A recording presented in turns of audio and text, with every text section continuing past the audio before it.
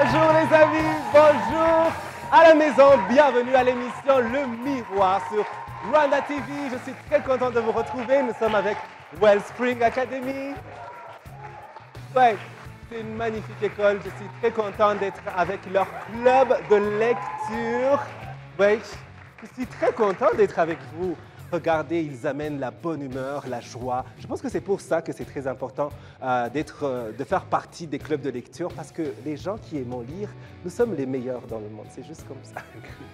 Non, c'est juste parce qu'ils sont comme ça. Ils nous viennent donc du club de lecture de Wellspring Academy. Vous l'avez compris, aujourd'hui, on va parler lecture, on va parler culture générale, on va parler connaissance et on va parler transmission et partage de tout cela.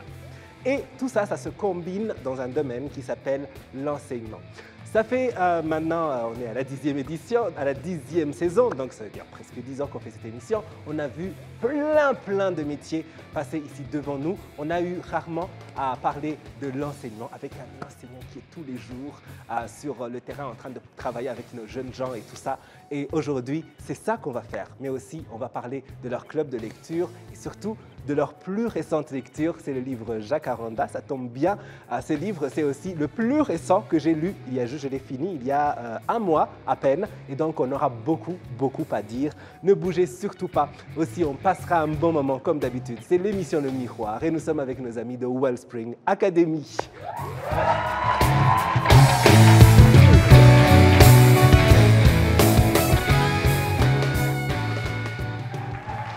C'est l'émission Le Miroir sur Rwanda TV. Je suis très content de vous retrouver encore une fois. Aujourd'hui, on va passer un bon moment d'inspiration et de divertissement.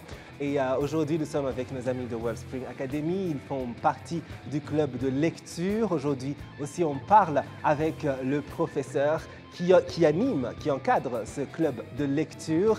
Et j'ai très hâte d'en savoir un peu plus sur cette passion à lui pour la transmission et le partage des cultures et de la connaissance. Il s'appelle Monsieur Richard, ou plus précisément Richard Muligande. Au-delà de ça, cette passion et cette envie de partager et de transmettre, il le fait à travers d'autres plateformes parce que, voilà, lorsqu'on est enseignant, je me dis qu'on enseigne tout le temps. Oui, j'imagine. Et donc, il y a aussi d'autres plateformes dans lesquelles il se retrouve, comme le Club RFI ou encore la Maison TV5, ce club de lecture et plein d'autres. Il va pouvoir nous parler un peu de tout ça dans l'émission Le Miroir d'aujourd'hui. Et bien sûr, nous aurons le temps de discuter du plus récent livre qu'ils ont lu dans leur club de lecture, Jacaranda de Gaël Faye. Vous avez beaucoup aimé ce livre ou pas du tout? Si vous avez aimé, applaudissez. Tout le monde a aimé le livre. J'ai adoré ce livre et quand je l'ai fini, j'ai appelé un ami à moi qui est aussi en train de le lire. Et malheureusement, lui, il n'avait pas encore fini. Mais une semaine après, lorsqu'il a fini, on a fait un appel pour parler de tout ce qui venait de se passer pendant 2 heures peut-être, parce que c'est un livre si beau qu'on vous recommande encore une fois.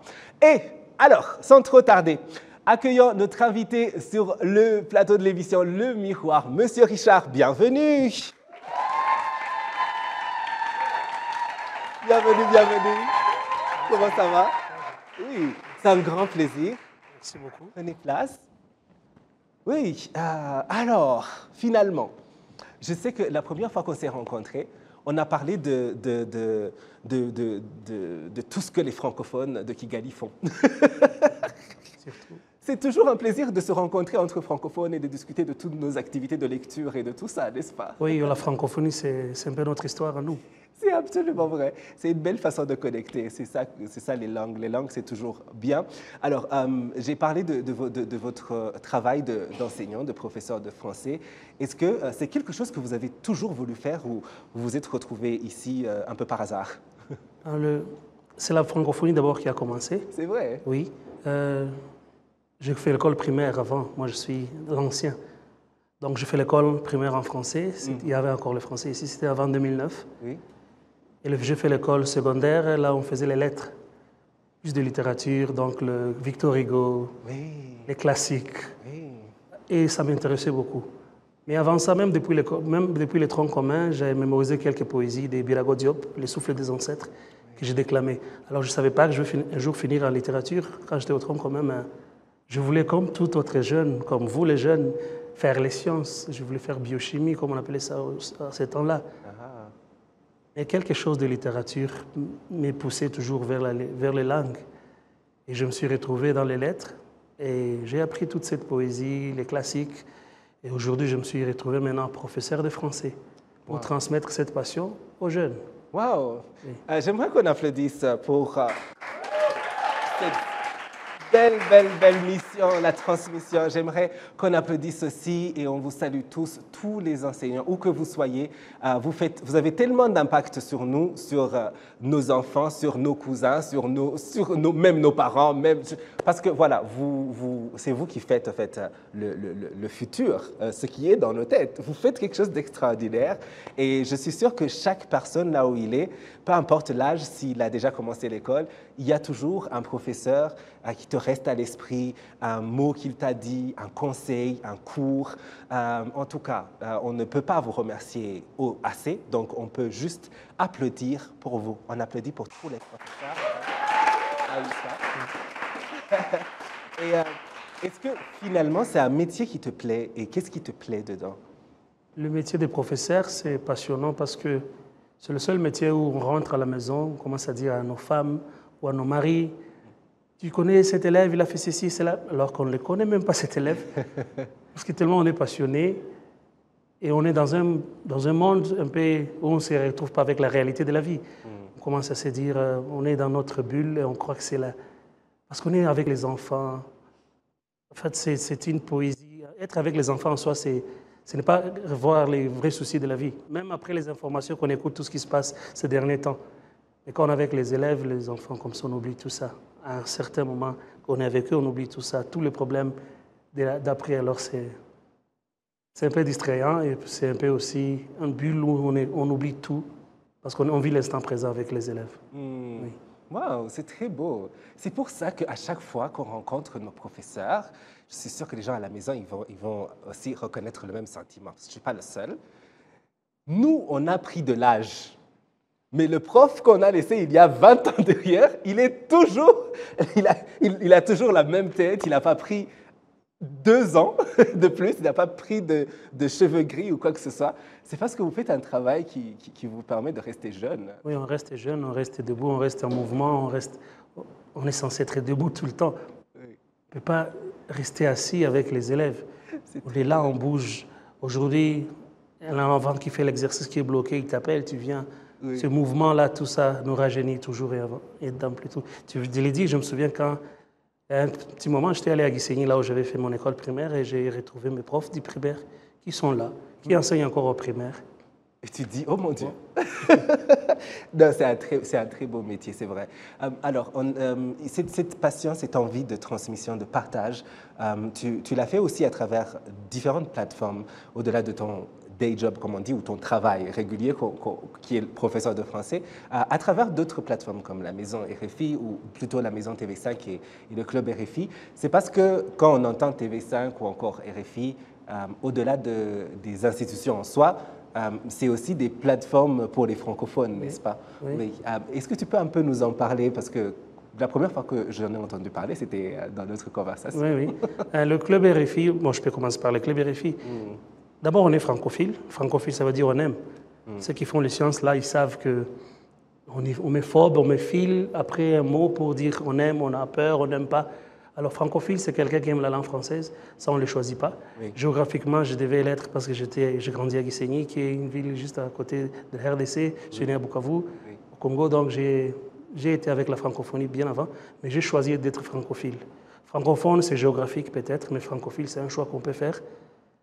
Alors, cette francophilie m'a croisé avec le Club RFI. Le Club RFI, ça vient de RFI, Radio France Internationale, qui est la radio monde, qui existait bien avant nous, qui existait depuis les années 60. Ça doit être la radio que nos grands-pères écoutaient déjà. Et nous, on est fans de cette radio. Alors, depuis Bénin, cette année, ça va être 30 ans qu'on a créé ces premiers clubs au Bénin. Les auditeurs se sont mis ensemble. Ils ont créé le Club RFI de Bénin, qui est notre ancien. Et à partir de là, ça a commencé à se propager partout. au Congo, ici, au Rwanda, au Burundi. J'ai des camarades de Club RFI au Burundi. C'est un peu la branche humanitaire de la radio France Internationale. On fait des activités. À Goma, ils étaient dans les activités des camps de réfugiés, le Club RFI. Au Burundi, on est dans les écoles pour les ateliers d'écriture, le débat et tout ça. Au Rwanda, pareil, on est beaucoup plus dans la francophonie. Et les membres du Club RFI, c'est des professeurs et d'autres gens, ce n'est pas que les profs. On se retrouve pour ça parce qu'on aime la langue française. Et TV5 Monde est venu aussi. J'étais allé à Goma dans le festival Amani. J'ai trouvé le membre de la maison TV5 Monde aussi. Et comme c'est la même idée, c'est la même philosophie, je l'ai accueilli dans notre club de lecture, dans notre club RFI.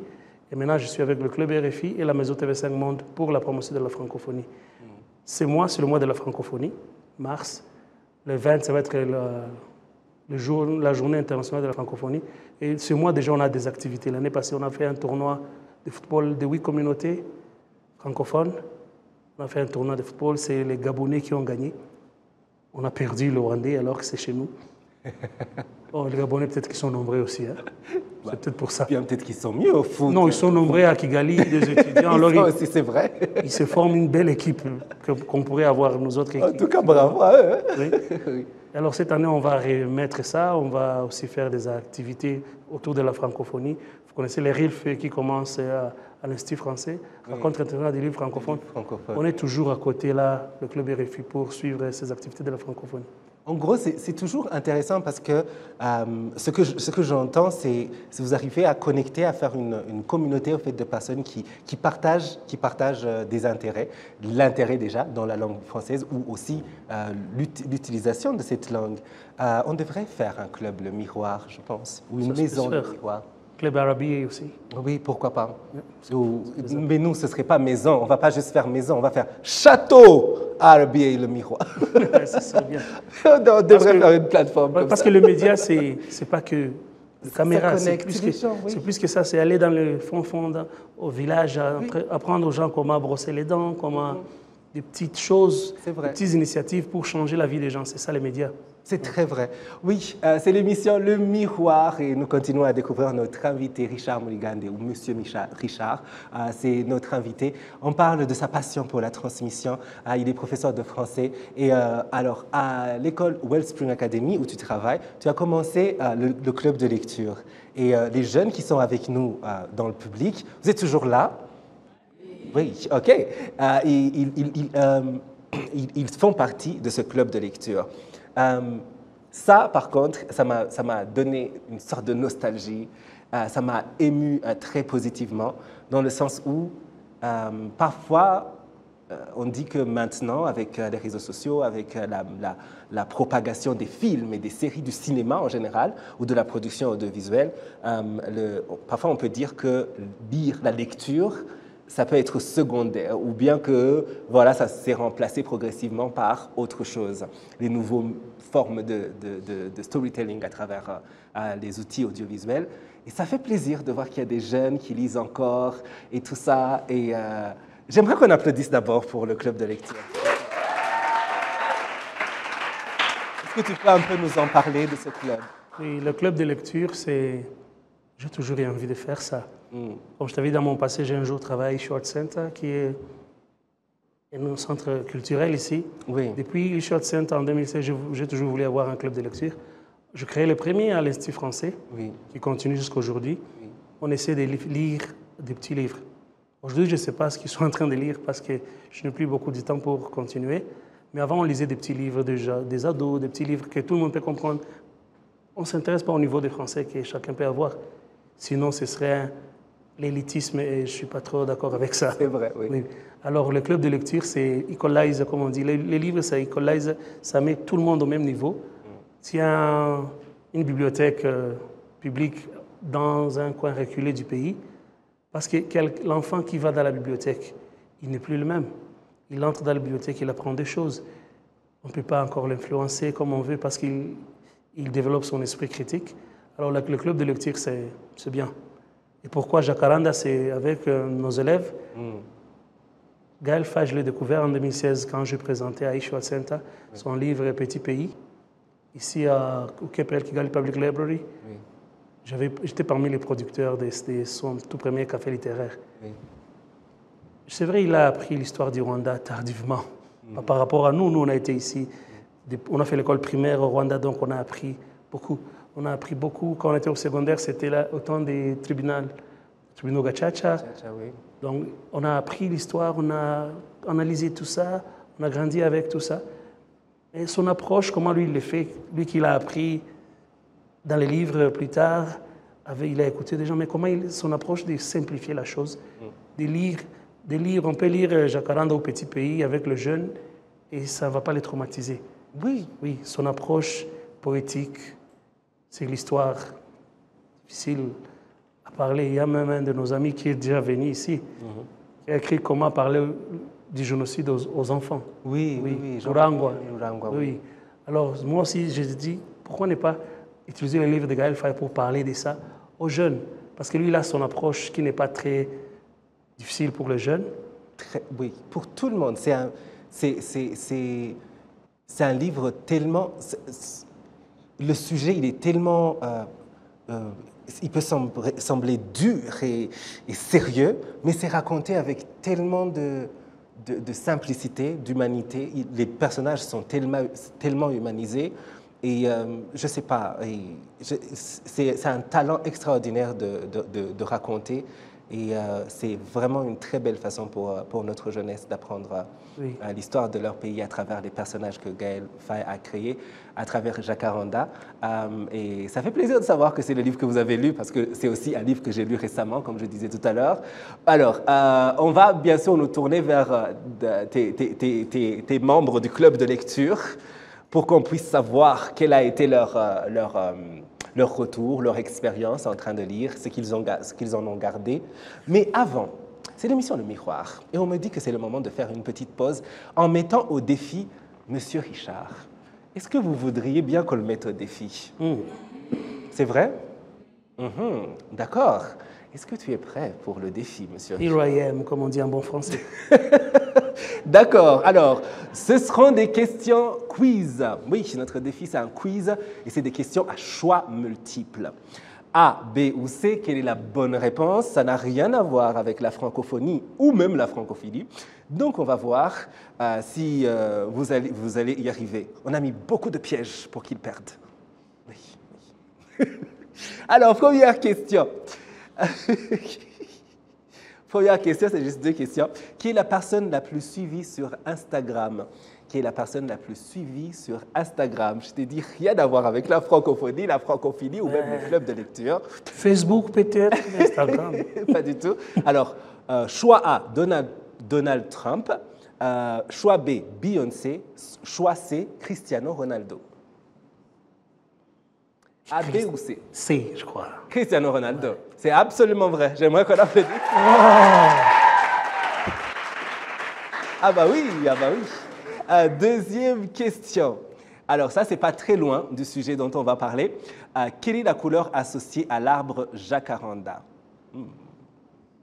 Est-ce que c'est la couleur verte, A, la couleur mauve, B, ou la couleur rouge, C? Mauve. Mauve. C'est vrai, oui. J'aimerais qu'on applaudisse. C'est très recherché. C'était très difficile à trouver. Très difficile à trouver. Mais tu sais pourquoi j'ai mis cette question? Malgré tout, je me suis dit, peut-être il va penser que ce serait trop beau pour être vrai. Et puis qu'il va me dire une autre couleur. Jacaranda, c'est déjà l'arbre qui a cette couleur-là. Oui, oui, j'aimerais qu'on applaudisse pour M. Richard. Ça, c'est un défi très bien relevé. Maintenant, tournons-nous vers nos amis du club de lecture qui viennent de finir donc, le livre Jacaranda de Gaël Faye. Gaël Faye qu'on salue d'ailleurs. Et alors, chers amis, vous venez de lire ce livre. J'aimerais savoir quelle a été votre expérience. On commence avec qui? Tona? Oui? Oui. Bonjour, comment ça va? Bonjour, ça va. Oui. Tu es en quelle année? En 6e année secondaire. 6e année secondaire. Oui. Et tu as lu, tu fais partie du club de lecture depuis Oui. quand? Depuis quand? Oui. Oui, depuis le début de l'année scolaire en septembre. En septembre, hein? Oui. Et tu as déjà lu combien de livres dans le cadre du club? Comme c'est le tout premier. 4 livres. 4? Oui. Waouh! Tu te souviens des titres? Tu peux nous les dire? Roméo et Juliette, Jacaranda, bien sûr, Arsène Lupin, Oui. et je ne me rappelle pas de l'autre. Le dernier. C'est le dernier que tu as lu ou... Oui, c'est le dernier, Jacaranda. Ah, le tout dernier, d'accord, ok. Alors, comment était l'expérience? Qu'est-ce que tu as gardé de Jacaranda? Comment as-tu vécu la lecture de ce livre? Jacaranda, d'abord, je comprenais vraiment pas, mais après, c'est bouleversant parce qu'il y a des histoires du Rwanda qui sont tristes et tout, mais en même temps, quand tu continues à lire le livre, tu apprends à être résilient et courageux, comme Eusébie. Elle a passé dans beaucoup de choses, ses enfants sont morts, son mari et tout, mais elle a continué. Elle est même devenue diplomate et tout. Alors ça montre que il faut être courageux et courageuse et forte et tout. Ouais. Oui, Merci. donc pour toi, ça t'a motivé à dire, peu importe ce qui m'arrive dans la vie, je Oui. dois persévérer, continuer à faire plus ça. Oui. Oui, le personnage de Zébi, il est très marquant, c'est vrai. Hein? Oui, c'est vrai. Oui. Ouf, il y a une scène dans le livre, là, on va pas, si vous n'avez pas encore lu, mais pour ceux qui ont déjà lu, le moment du témoignage, là, ouf, très fort. On continue avec qui cette fois-ci? Juste à côté, hein? Oui. Comment ça va? Ça va. Oui, j'ai pas envie de massacrer ton nom. Clésanta, c'est ça? Ouais, c'est Clésanta. Oui, Clésanta, c'est la première fois que j'entends quelqu'un qui s'appelle Clésanta de toute ma vie. Tu connais une autre Clésanta? Non, pas encore. Oh, d'accord. J'aimerais savoir, non. C'est très bien. Les parents, ils ont dit, ma fille, ils vont la reconnaître peu importe où elle va. Oui, et c'est un très joli prénom. Merci. Tu fais aussi partie du club de lecture. Oui. Depuis aussi le début de l'année? Ouais. Oui. Et tu as pu lire beaucoup de livres depuis? Du coup, tout le monde dans le club, on a tous lu le même livre. Les mêmes livres, hein? Ouais. Oh. Et le dernier livre qu'on a lu, c'est Jacaranda. D'accord. Et pour toi, comment c'était? Qu'est-ce que tu as gardé? Qu'est-ce qui t'a marqué? C'est de ne pas juger les gens parce que il y a cette caractère dans Jacaranda qui s'appelle Vélancy, la mère de Milan. Du coup, au début, on voit que c'est une femme Elle a l'air vraiment dure, elle a l'air enfermée, elle ne veut pas révéler ses émotions et tout. Mais à la fin du livre, après avoir lu l'histoire de Vélancy, c'était vraiment triste, Ouais. après la mort de sa jumelle Valérie. Oui. Et du coup, ça m'a appris de ne pas juger les gens. Oui, parce qu'il y a toujours une raison au comportement des gens. Oui. C'est très, très vrai. Ouais. Oui. Ouh. Alors, pour ceux qui nous suivaient, qui n'avaient pas encore lu le livre, on n'est pas en train de tout vous dire. Même si on vous dit, on dit tout ça, vous n'avez aucune idée de ce qui se passe dedans. On n'est pas en train de spoiler, ne vous inquiétez pas. Il y a tellement d'autres détails à l'intérieur à découvrir. C'est très bien écrit, il y a plein d'histoires dedans et plein de nuances, justement, dans les personnages. C'est l'émission Le Miroir. On va peut-être prendre une autre réaction. Oui. Kendra? Oui. Ça va? Ça va. Oui. On dirait que tu as peur. Tu regardes comme si... Non. Est-ce qu'il va m'appeler ou il ne va pas m'appeler? Ça va? Tu es en quelle année? Je suis en 6e secondaire. En 6e aussi. Oui. Comment tu apprécies le fait d'être membre du club de lecture? Je suis très honorée. Comme ils nous ont dit, on a commencé au début de l'année scolaire, en septembre, et on a déjà lu 4 livres. Et on vient de finir Jacaranda. D'accord. Oui. On disait tout à l'heure qu'à travers des plateformes qui rassemblent des personnes qui ont des gens en commun, on peut aussi faire des connexions, rencontrer des amis et tout ça. Est-ce que tu t'es fait des amis depuis le temps que tu es entré dans le club de lecture ou tu es venu avec tous tes amis dedans? Je suis venue avec toutes mes amies. Avec tous les amis, tu les as amenés Oui. dans le club. D'accord, ça c'est très bien. Oui. S'il faut influencer les autres, il faut les influencer positivement. Alors, qu'est-ce que toi tu as gardé de ce livre? Moi, j'ai appris le pardon parce que, comme dans le livre, il y a Claude qui a pardonné aux personnes ou à la personne qui a tué ses parents. Et c'est ça, j'ai appris le pardon et qu'on doit pardonner à les personnes qui nous ont fait le mal plus. Wow. Oh. J'aimerais qu'on applaudisse pour nos 3 amis. qui ont accepté de nous donner leur réaction sur le livre Jacaranda. Ils font partie du club de lecture et je pense que c'est une belle façon de montrer comment, en lisant un livre, on peut tirer tellement de choses. Regarde, là, on vient de nous parler de ne pas juger les autres, donc avoir une sorte d'ouverture d'esprit et d'empathie pour l'autre, le pardon ou encore la persévérance et la résilience.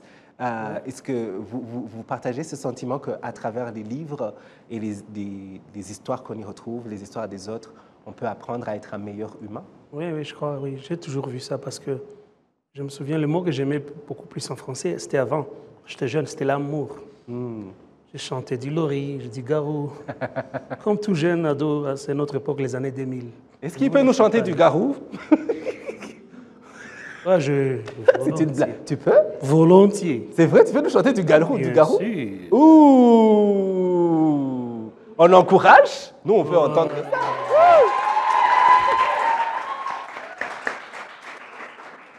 Lequel? Sous le vent? Sous le vent. Ou bien autre chose, je ne sais pas. On reste avec Sous le vent. Oui. Si tu crois que j'ai eu peur, c'est faux. Dans des vacances, sans mon cœur, un peu de repos et... On laisse par là.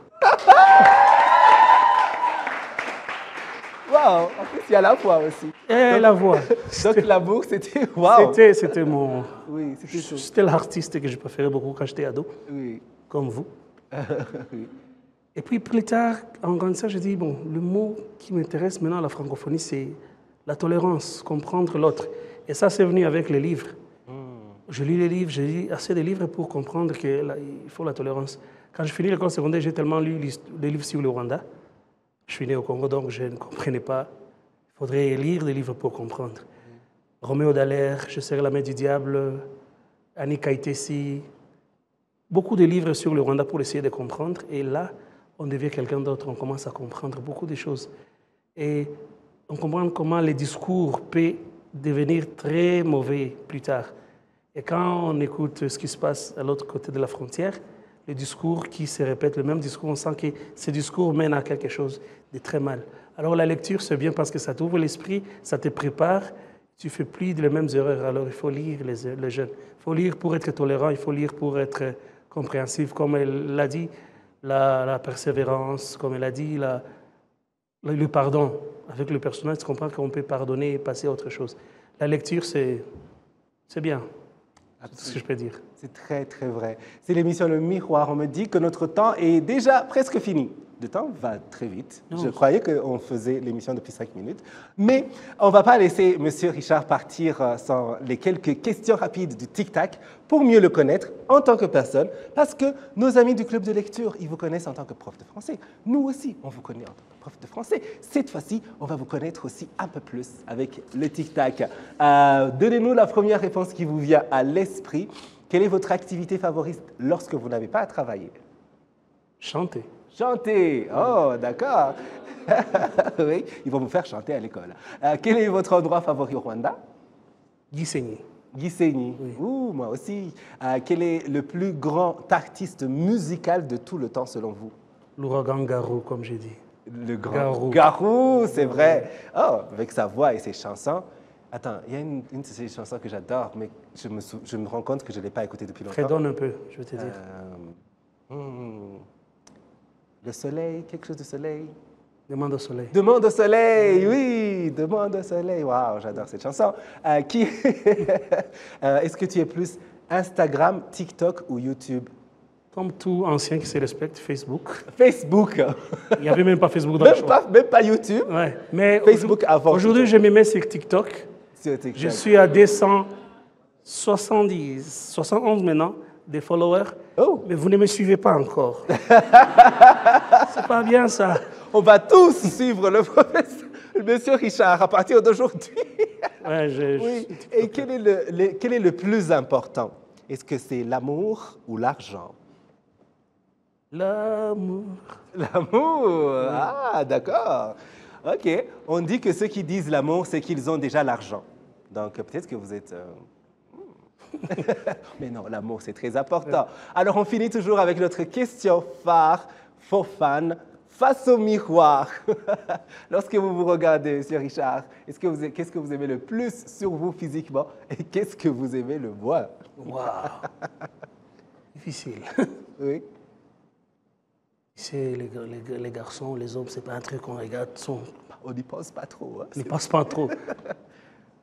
Le cheveu, depuis que je commence à faire cette coupe-là, tu dis, oh, ça va. Ça va, ça va. Ok, très bien. Ça fait trop congolais, c'est vrai, mais ça va. C'est aussi pas mal, non? C'est aussi pas mal.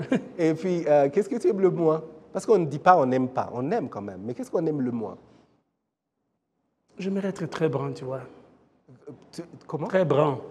Pas être trop dark, plus brun que dark comme ça. C'est vrai? Oui. Il y a des laits de beauté qu'on peut utiliser. Oui, il y a le Mukorogo là, on va te chercher. Non, ça c'est tout much. Oui, merci beaucoup pour l'honnêteté, merci beaucoup pour le partage, merci beaucoup pour ce club de lecture. J'espère qu'il y en aura plein d'autres et que même ces jeunes, lorsqu'ils auront fini, qu'ils iront à l'université, ils vont commencer des clubs de lecture et que plus tard, comme nous, ils vont faire des clubs de lecture à distance avec des amis d'enfance sur le téléphone, on lit les mêmes livres et tout ça. Et c'est très bien ce que vous faites. Vous savez, le métier d'enseignant, comme je l'ai dit, c'est au-delà de tout. En tout cas, bravo. J'aimerais qu'on applaudisse encore une fois pour notre ami, M. Richard, pour nos amis de Wellspring Academy, le club de lecture, pour vous tous qui nous avez suivis. On se retrouve la semaine prochaine pour un autre numéro. En attendant, restez sur Rwanda TV.